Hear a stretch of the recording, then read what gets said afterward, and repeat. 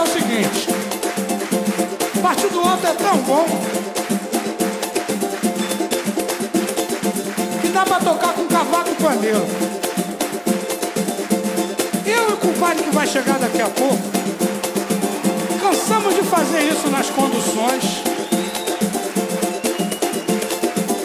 Muitas vezes a gente ganhava um sorriso de uma passageira. Muitas vezes a gente ganhava uma bronca de quem queria dormir. Mas a maioria das vezes a gente ganhava passagem, né? Pelo menos. Aí economizava pra tomar mais uma gelada no botequim e o pagode continuar. Era só fazer um verso por tocador e tudo seguia normal. E a gente cantava mais ou menos assim: não pense que o meu coração, não pense que o meu coração é de papel.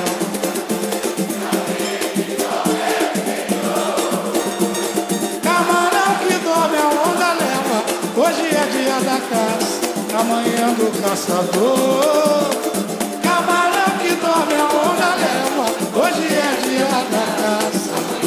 Não pense que meu coração, não pense que meu coração é de papel. Não brinque com meu interior, camarão, camarão que dorme, hoje é dia da caça. E camarão que dorme, hoje é dia da caça. Precisei de roupa nova, mas sem prova de salário combinamos. Eu pagava, você fez o crediário. Nosso caso foi pra cova e a roupa pro arrumar.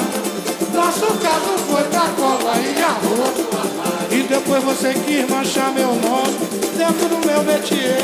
Deixa com a moral do homem, vou me vingar de você porque eu vou sujar. Eu vou sujar. Eu vou sujar o quê? Claro que eu vou sujar. Um dia eu e meu compadre chegamos atrasados num pagode. Vamos fazer uma mudança.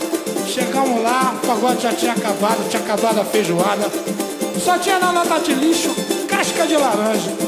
Aí a gente fez assim, né?